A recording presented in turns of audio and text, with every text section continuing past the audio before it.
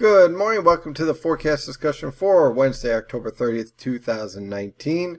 We want to talk about a lot of things this morning, but of course, everyone's asking. I think I've gotten tons of emails. What about Halloween? Will you be able to go trick-or-treating? Will you be able to get that Kit Kat bar or maybe a Reese's peanut butter cup or maybe a whole ton? I need to go out. Anyway.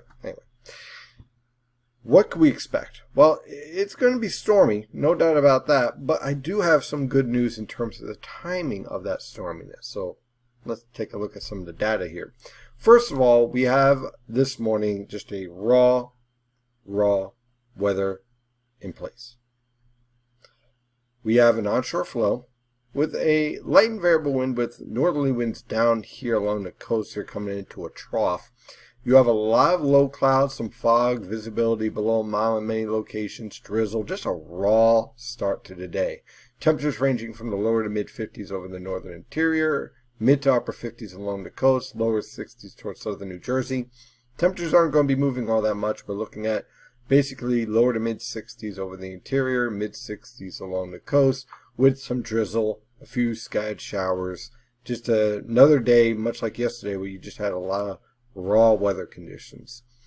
When we take a look at the satellite picture zoomed out, you can see trouble brewing off to our west. Now we have a storm that's organizing over the lower Mississippi River Valley that's going to be tracking towards the eastern Great Lakes by the time we get to tomorrow evening.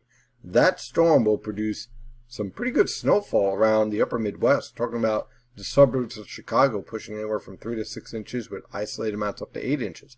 Now we don't have to worry about that, but we are going to be worried about very heavy rainfall heading towards our neck of the woods by tomorrow night. The question comes down to timing as the cold front approaches the region. Now, one thing I want to show you here is that this satellite gives you a pretty good idea of the low level moisture in the atmosphere, and there are a lot of low clouds around. So this tells us we have a lot of moisture coming in from the Atlantic Ocean, thus the low level cloud cover, and we also have moisture coming up from the Gulf of Mexico, as you can see right here.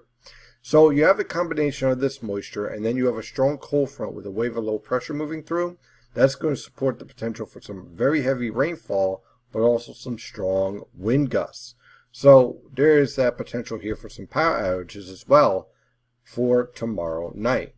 So let's dive into this forecast and look at what to expect. For today, overcast cloud cover, isolated showers, drizzle, not very pretty out there, with highs in the mid-60s along the coast, lower to mid-60s over the interior. For tonight, look for basically a rinse and repeat of cloudy skies, fog, drizzle. Look for winds to start to increase, though, as you head towards, let's say, about 8 a.m. tomorrow. So winds are coming in from the south around 5 to 15 miles per hour. We'll start to break up some of the fog and low clouds, but still a lot of drizzle and scattered showers around. And some of those showers will be capable of heavy downpours, but it won't be widespread. Low temperatures tomorrow in the upper 50s. Tomorrow afternoon, most people do trick-or-treating, let's say around 3 p.m. to about 8 p.m. At least that's when I did when I was a kid. Why is that important? Well, in that time period, the cold front will still be far enough to the west to keep most of the heavy rainfall away from the region. So in that time period, I can't rule out a scattered shower or two capable of a heavy downpour, but it won't be widespread. You're still going to have to deal with some drizzle, and it will be windy. Winds are going to be from the south around 10 to 20 miles per hour with gusts over 25 miles per hour. Now, after 8 p.m., this cold front will be marching right towards the coast on through midnight, and that cold front is going to feature some very heavy rainfall and wind gusts at times over 40 miles per hour, with some even embedded thunderstorms. So you might actually see some lightning around 10, 11 o'clock at night, maybe even past midnight, as this cold front marches towards the coast.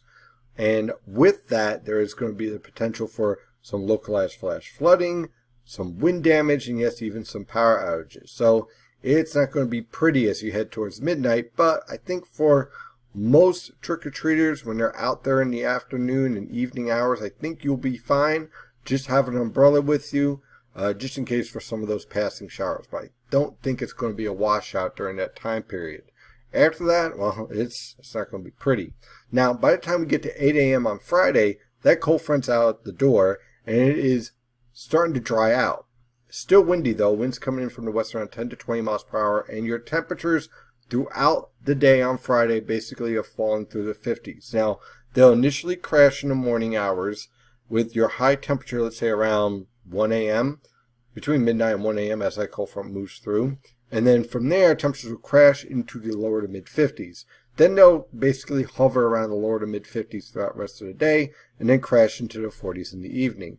So your high temperatures are around midnight, and then you basically are stuck in the 50s the rest of the day with a biting wind at 10 to 20 miles per hour.